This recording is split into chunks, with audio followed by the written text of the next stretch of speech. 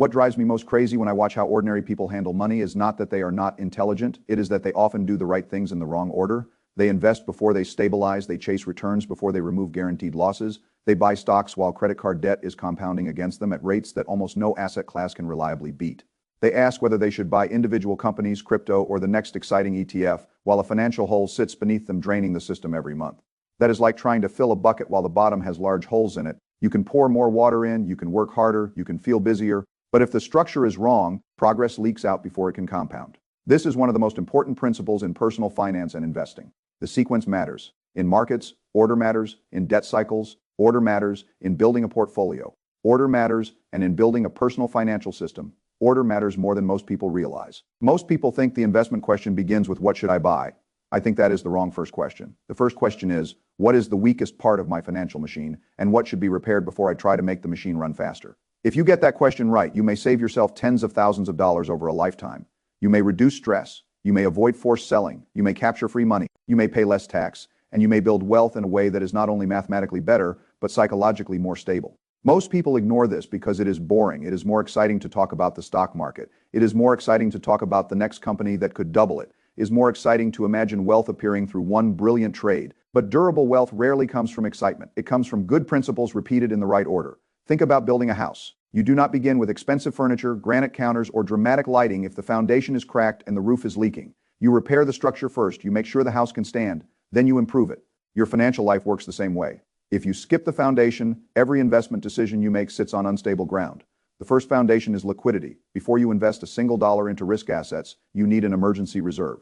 I know this does not sound impressive. It does not make people feel clever. It does not create a story you can brag about. But it is one of the most important stabilizers in the system. An emergency reserve is not only money for unexpected expenses, it is a decision-making tool.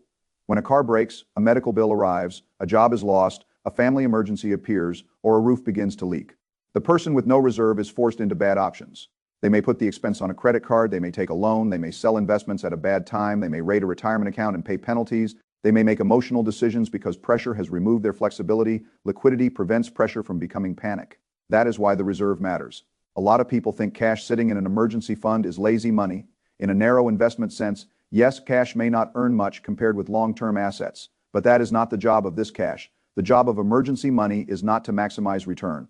Its job is to protect the rest of the system from being interrupted at the worst possible moment. Every asset has a job. Emergency cash has a job. It buys time. It prevents forced selling. It keeps a temporary problem from becoming a debt spiral. It gives the mind enough safety to make rational decisions. That psychological part is important. Recent research has shown that even a modest emergency reserve can significantly improve financial well-being. That makes sense. When people know they have a buffer, they do not feel that every surprise is a threat to their survival. Their nervous system becomes calmer. And calmer people make better decisions. I would not start by telling someone to save 6 months of expenses immediately if that feels impossible. The size of the reserve should fit the person's life. A stable government worker with benefits may need less than a freelancer in a volatile field. A single person with low expenses may need a different reserve from a family with children, medical needs, or variable income. The principle is to build the reserve in stages. First, get to a small starter amount as quickly as possible. $1,000 is not enough to protect a life, but it can cover many small emergencies and stop the first layer of panic. Then work toward 1 month of essential expenses, then work toward 3 months. If your income is unstable, your job is uncertain, or your obligations are high, continue toward a larger reserve. The specific number matters less than the principle. You are building a shock absorber before you drive fast. Without a shock absorber, even a small bump can damage the whole machine. Once that first liquidity foundation is in place, the next job is to eliminate high-interest debt. This is where many people make the largest mistake. They begin investing while carrying credit card debt at 20% or more. That is not sophisticated. It is structurally unsound. If you have debt costing you 22% per year, paying it off is like earning a guaranteed 22% return before tax, before fees, before volatility, and before market risk. Very few investments in the world can compete with that, and none can compete with it safely. Credit card debt is not normal debt. It is an aggressive compounding engine working against you. The credit card company owns the compounding, you own the stress.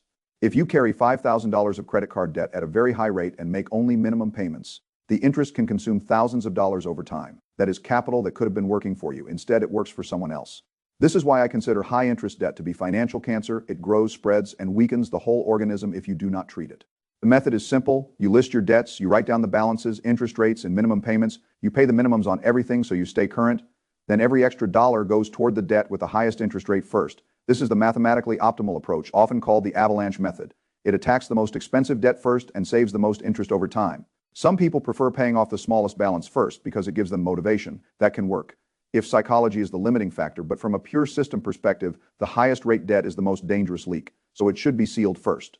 The point is not to feel clever. The point is to stop the guaranteed loss. Most people underestimate the value of avoiding losses because gains feel more exciting. But in wealth building, avoiding a guaranteed 20% loss can be far more powerful than chasing an uncertain 8% gain. That is a principle: remove guaranteed negative compounding before seeking uncertain positive compounding. There is, however, one major exception to paying off high-interest debt before investing. That exception is the employer retirement match.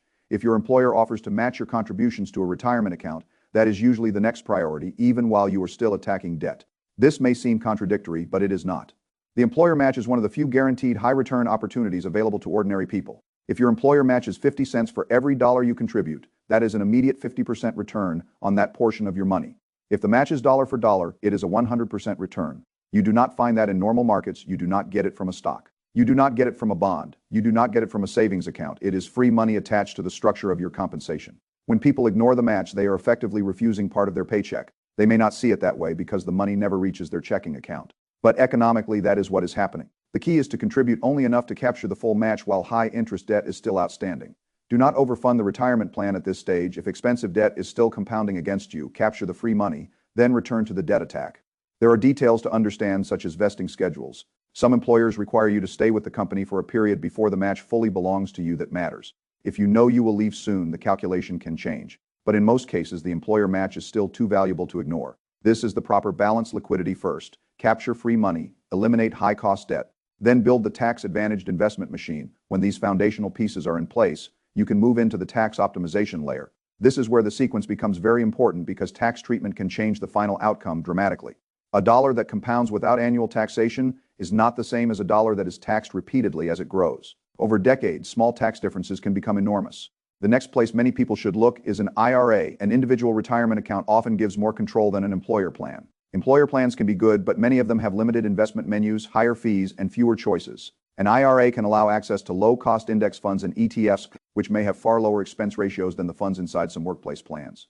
Fees matter because fees compound too. A 1% difference in fees may sound small in 1 year. Over 30 or 40 years, it can become a major transfer of wealth from you to the financial industry. This is one reason I like simple, low-cost structures. Complexity often benefits the seller more than the investor. An IRA can be traditional or Roth. This choice is really a question about taxes. Do you want the tax benefit now, or do you want the tax benefit later? With a traditional account, contributions may reduce taxable income today, but withdrawals in retirement are taxed as income. With a Roth account, you pay taxes now, but qualified withdrawals later are tax-free. The decision depends on your current tax rate, expected future tax rate, time horizon, income trajectory, and uncertainty about policy. Young workers early in their careers may prefer Roth because their tax rate may be lower today than it will be later. High earners in peak income years may prefer traditional because the current deduction is more valuable. But there is humility required here. Predicting future tax rates is difficult. Predicting your future income is difficult. Predicting government policy decades from now is difficult. When the future is uncertain, tax diversification can be valuable. That means having some money in traditional accounts and some in Roth accounts so you have flexibility later. Flexibility is valuable because the future is not a single path. Once you have captured the employer match and addressed high-interest debt, maxing an IRA can be a powerful next step because it combines tax advantage with investment control. Then comes one of the most overlooked financial tools in the entire system, the health savings account. The HSA is not available to everyone. You must be enrolled in an eligible high-deductible health plan that may or may not be appropriate depending on your health, family situation, and medical expenses. But for people who qualify and can use it well, the HSA can be extraordinarily powerful. It has a rare tax structure. You can receive a tax benefit on contributions. The money can grow tax-free. Withdrawals for qualified medical expenses can also be tax-free. That is very unusual. Most accounts give you 1 or 2 tax advantages. The HSA can give 3. This makes it one of the most efficient long-term accounts available, especially because medical expenses in retirement are highly likely. People may debate how much they will spend on travel, housing, or lifestyle, but almost everyone will have health expenses.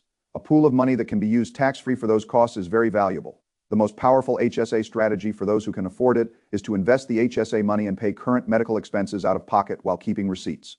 The reason is that there is no time limit on reimbursing yourself for qualified medical expenses as long as you keep proper documentation under current rules. That means a medical expense today can potentially be reimbursed years later from an HSA that has been allowed to compound. This turns the HSA into a long-term tax advantaged medical reserve after age 65. The HSA becomes more flexible. Non-medical withdrawals are taxed like traditional retirement account withdrawals, but qualified medical withdrawals remain tax-free because retirement health costs can be substantial. An HSA can reduce one of the largest uncertainties in later life. Again, the principle is that the account should match the job. The HSA's job is not just current medical spending.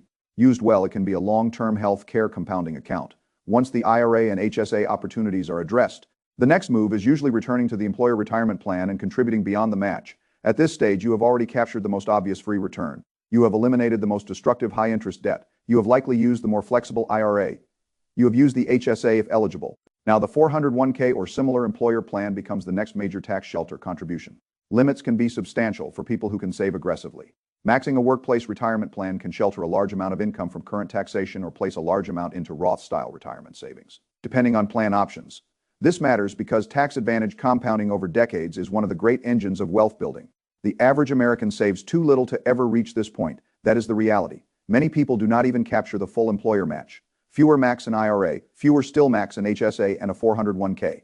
So if someone can follow the sequence this far, they are already operating at a higher level than most households, but that should not create arrogance. It should create gratitude and discipline. The goal is not to look sophisticated. The goal is to build a system that quietly compounds. When people finally reach the point where they have used the available tax-advantaged accounts, then taxable investment accounts become appropriate. This is the step many people want to start with.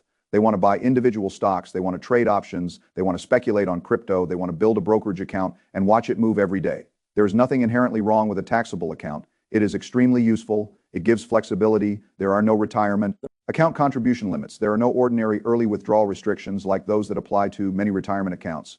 It can help fund goals before retirement age. It can serve as a bridge for early retirement. It can be part of estate planning because taxable assets may receive a step up in basis under current law. But taxable accounts come with tax drag. Dividends can be taxed, interest can be taxed, realized capital gains can be taxed, turnover can create recurring tax costs. If you trade too often, the account becomes less efficient. A taxable account is powerful when used intelligently and expensive when used casually.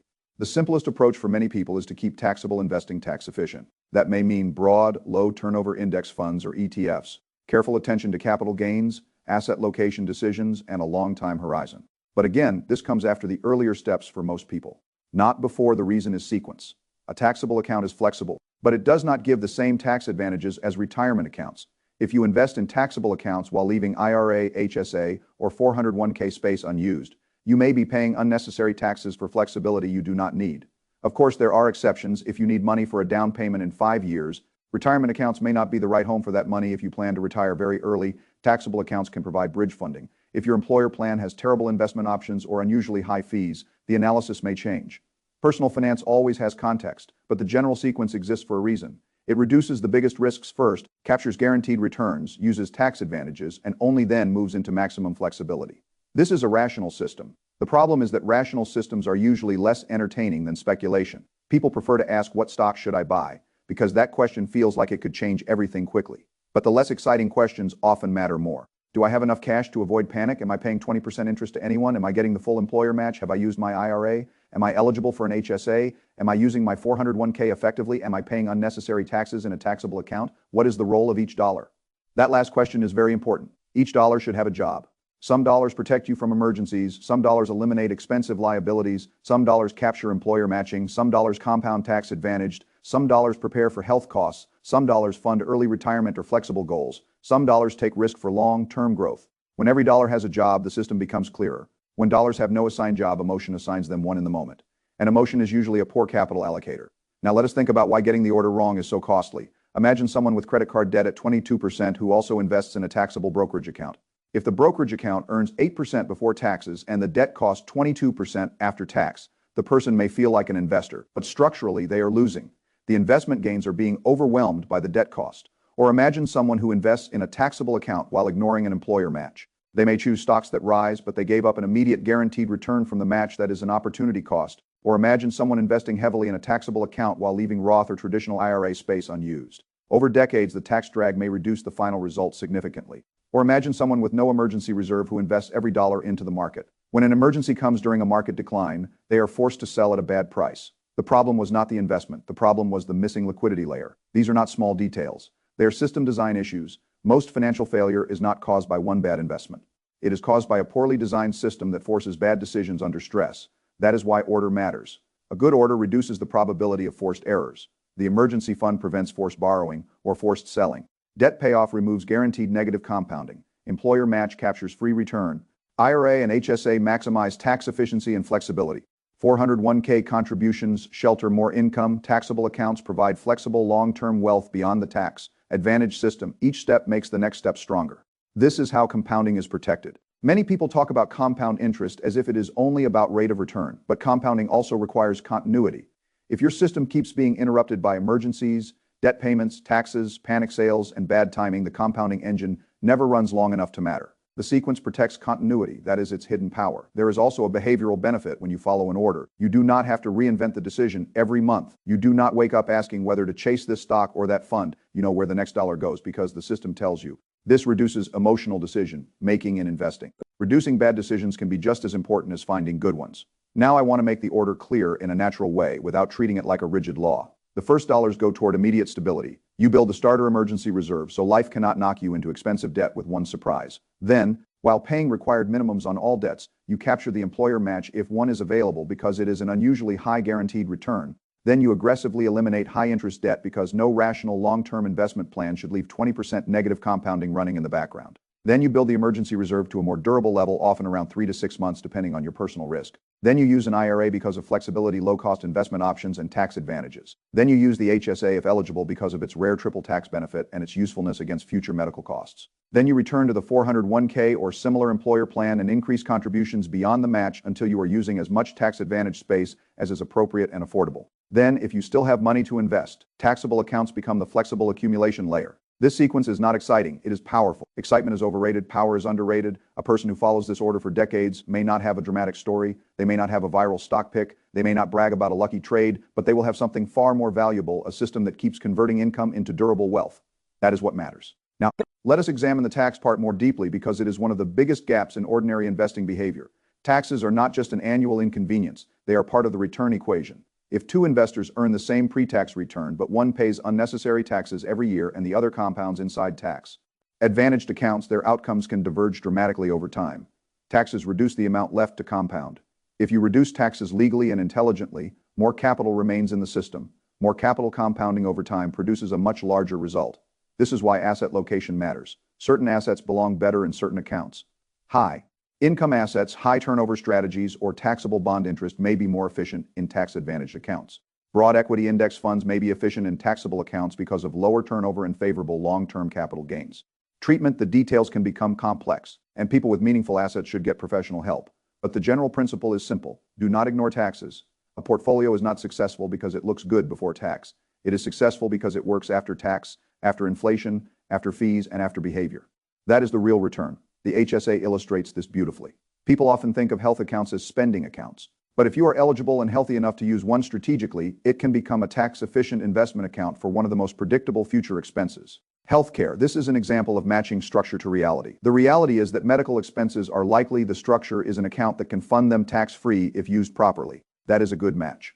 A taxable account also has its place. It is not inferior in every way, it is simply different. Its strength is flexibility. If you want to retire before traditional retirement account access is easy, taxable assets can bridge the gap. If you want to buy a home, start a business, or fund a major goal before retirement, taxable money can be accessed without the same restrictions. If you hold appreciated assets until death, current law may allow a step up in basis for heirs, though laws can change.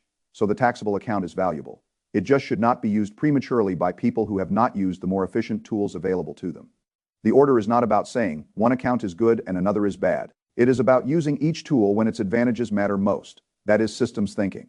Now, there is another point that many people miss. Your savings rate is more important than investment selection at the beginning. Someone saving 40% of income into a reasonable diversified portfolio will usually do far better than someone saving 5% while searching for perfect investments. The early stages of wealth building are driven more by contribution rate than by investment brilliance. This is why focusing too much on stock picking too early can be a distraction. You need capital before returns on capital can change your life.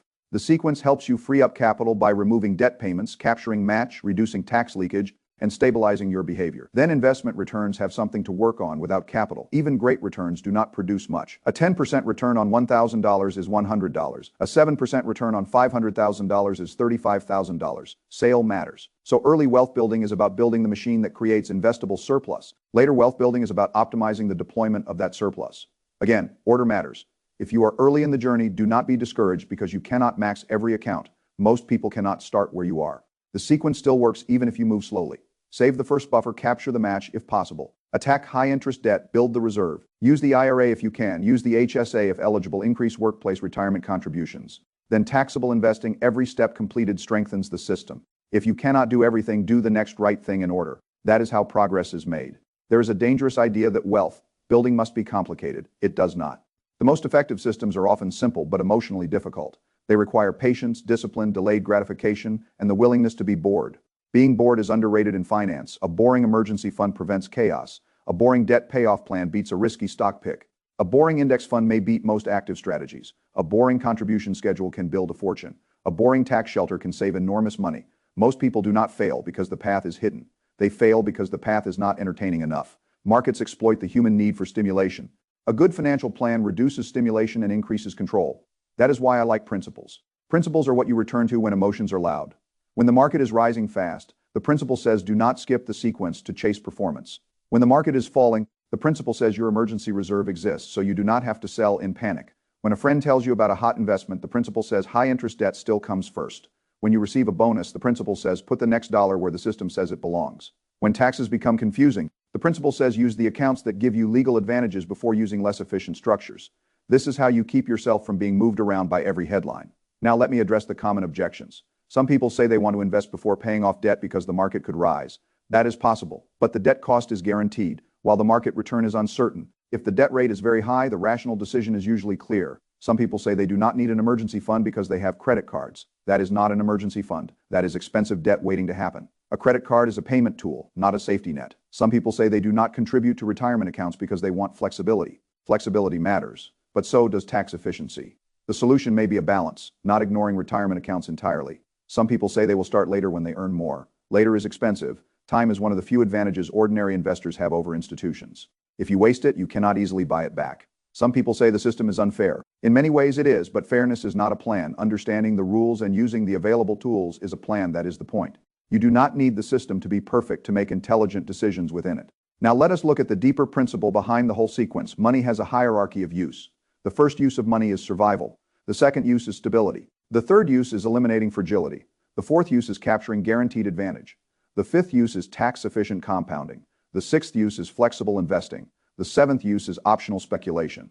Most people reverse this hierarchy. They begin with optional speculation. They chase excitement, they seek status, they buy risky assets while survival, stability, and fragility are unresolved. That is why they feel busy but do not progress. A good financial life is built from the bottom up. If the bottom is weak, the top does not matter. This also applies to households with higher incomes. High income does not automatically create wealth. A person earning a lot of money can still be fragile if they have no reserve. Large consumer debt, poor tax planning, no retirement structure, and a lifestyle that expands faster than income. Income is not wealth, income is the raw material. Wealth is what remains after the system converts income into assets. That conversion requires order. The most important behavioral shift is to stop asking, what can I afford, and start asking, what does the system need next?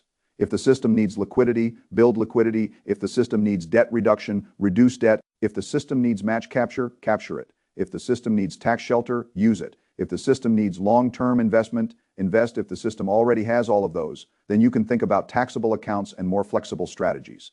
This is the difference between reactive money management and principled money management. Reactive people spend or invest based on emotion. Principled people allocate based on sequence. Now, there is an important nuance about retirement accounts. You should understand the rules before committing. There are contribution limits, income limits, withdrawal rules, penalties, investment choices, required minimum distributions in some accounts, and employer plan details. These rules can change. That does not make the accounts bad. It means you must know the structure you are using. Good tools require understanding. A hammer is useful if you know what it does. It is dangerous if you swing it blindly. The same is true with an IRA, Roth IRA, HSA, 401k, taxable account, or any investment vehicle. Do not outsource your understanding completely. You can work with professionals, you can use advisors, but responsibility remains yours. The reason this matters is that financial institutions often profit from complexity. If you do not understand fees, account types, taxes, and product incentives, you may become the customer instead of the owner. You may pay unnecessary fees. You may buy expensive funds. You may trade too much. You may miss employer matching. You may leave tax advantages unused. The financial industry is full of people ready to sell you solutions before you have defined the problem. Define the problem first. That is why the order is so useful. It tells you what problem you are solving now. At the beginning, the problem is fragility. Then the problem is expensive debt. Then the problem is missing guaranteed return. Then the problem is tax efficiency. Then the problem is contribution capacity. Then the problem is flexibility and long-term taxable wealth. Each stage has its own answer that is elegant. Now I want to talk about market returns. Many people hear that the stock market has historically returned a certain amount and then they assume they should invest every available dollar immediately. But historical averages do not remove sequence risk. If you invest money you may need soon, the market can fall before you need it. If you invest while carrying high-interest debt, the debt may compound faster than the investment. If you invest without an emergency fund, life may force you to sell. A good expected return does not make every dollar appropriate for the market. Time horizon matters, risk capacity matters, liquidity needs matter, debt cost matters, tax location matters. The market is a tool, not a magic machine. Used properly, it compounds wealth. Used prematurely, it can expose a weak structure. The best investors respect both the power and the danger of markets. Now let us imagine two people. The first person is excited. They open a brokerage account, they buy individual stocks, some crypto, a few ETFs, and maybe options. They also have credit card debt, no emergency fund, and no retirement contributions. They feel like an investor, but their system is fragile. The second person is boring. They build a starter emergency fund, they capture the employer match, they attack high-interest debt, they use an IRA, they use an HSA if eligible, they increase retirement contributions. They automate low-cost diversified investments. Only after that do they build taxable flexibility. For a while, the first person may look more exciting. They may have a stock that doubles. They may talk more about markets. They may feel more advanced. But over time, the second person is more likely to build durable wealth because the system is stronger. Wealth is not built by appearing sophisticated. It is built by being structurally sound. That is the lesson. The sequence also gives you peace. When you know the next step, you reduce anxiety. You do not need to compare yourself constantly to other people. You do not need to chase every opportunity. You can simply ask, where am I in the order, and what is the next highest leverage move? If you have no emergency fund, the next move is not quantum stocks. If you have credit card debt, the next move is not a taxable brokerage account. If you are missing an employer match, the next move is not stock picking. If you have unused HSA eligibility and expect medical costs in the future, the next move may not be more taxable investing. Context gives clarity. Clarity reduces mistakes, and fewer mistakes can produce far more wealth than one brilliant prediction. Now, for people who are already advanced, the sequence still matters, but the details become more personal. They may consider backdoor Roth strategies, mega backdoor Roth options if available, tax loss harvesting, asset location, donor-advised funds, Roth conversions, estate planning, municipal bonds, direct indexing, and other tools. But those are refinements. They do not replace the foundation. You cannot optimize a broken system into strength. Optimization comes after structure. This is another mistake people make. They want advanced strategies before they have basic discipline. Advanced strategies can help a strong system. They cannot rescue a weak one. The strongest financial plans are usually built from simple principles, executed consistently, and optimized only where optimization adds real value. Consistency beats intensity. A person who saves and invests every month for decades does not need to be a genius. They need to avoid quitting. They need to avoid catastrophic debt. They need to avoid unnecessary taxes. They need to avoid high fees. They need to avoid emotional speculation. They need to allow time to do what time does. That is not easy, but it is simple. The sequence exists to make consistency easier. When the next dollar arrives, the system knows where it goes. When a raise comes, increase contributions. When debt is gone, redirect the old payment into investments. When an emergency fund is full, stop overbuilding cash and move to the next step. When the IRA is maxed, move to the HSA if eligible. When those are done, increase the 401k. When tax advantage space is used, build taxable wealth. This turns progress into a pipeline. Income enters. The system allocates, assets grow. Taxes are managed, risk is controlled, time compounds. That is how wealth is built. Let me also say something about risk. Many people think risk means the market going down. That is one kind of risk, but it is not the only kind. Debt risk is risk. Liquidity risk is risk. Tax risk is risk. Behavior risk is risk. Fee risk is risk. Inflation risk is risk. Career risk is risk. Sequence risk is risk. A good investment order manages many risks, not just market volatility. The emergency fund manages liquidity risk. Debt payoff manages guaranteed negative compounding. Employer match manages opportunity cost. Retirement accounts manage tax risk. HSA manages future health. Cost risk taxable accounts manage flexibility and early access risk. Diversified investments manage concentration risk. This is why the sequence is more powerful than it looks. It is not just a list. It is a risk management framework. Ray Dalio often talks about understanding cause and effect. In personal finance, the cause and effect chain is clear. No emergency fund leads to panic borrowing or forced selling. High interest debt leads to negative compounding. Ignoring employer match leads to lost compensation. Ignoring tax advantaged accounts leads to unnecessary tax drag. Investing without understanding account type leads to inefficiency. Chasing returns before building structure leads to fragility. The effects are predictable because the causes are structural. Change the causes and you change the outcome. That is how you should think, not emotionally. Mechanically, principles are simply cause and effect relationships written down so you can use them before pain teaches them to you. Here is the principle in its simplest form: protect yourself first. Stop guaranteed losses. Second, capture guaranteed gains. Third, use tax advantages. Fourth, invest flexibly. Fifth, speculate only after the foundation is strong. If you do that, you are ahead of most people. Not because you are smarter, because you are ordered. Order is an edge. Most people have no order. They have impulses. They react to ads, headlines, friends, fear, and excitement. They put money wherever the emotional pressure is strongest. That is not a strategy. A strategy tells you what not to do. It tells you not to buy the exciting thing yet because the debt is too expensive. It tells you not to overfund cash forever because inflation is real. It tells you not to ignore free employer money. It tells you not to leave tax shelters unused. It tells you not to treat taxable accounts as the first stop simply because they are easy to open. That discipline compounds. Now, if you are listening to this and feel behind, do not use that feeling as an excuse to avoid action. Feeling behind is common. The solution is not shame. The solution is sequence. Start with the next step. If you have zero emergency savings, save the first amount. If you have high interest debt, list it clearly. If you do not know your employer match, find out. If you have never opened an IRA, learn the options. If you are eligible for an HSA, understand how it works. If you have a 401k, look at the fees and investment choices. If you already max everything, build taxable wealth with tax efficiency. Every person is somewhere in the sequence. Your job is not to be at the end today. Your job is to stop skipping steps. Skipping steps is what destroys people. They skip the emergency fund and call themselves investors. They skip debt payoff and call themselves optimizers. They skip employer match and chase stock tips. They skip tax shelters and complain about taxes. They skip process and hope for luck. Hope is not a plan. Sequence is a plan.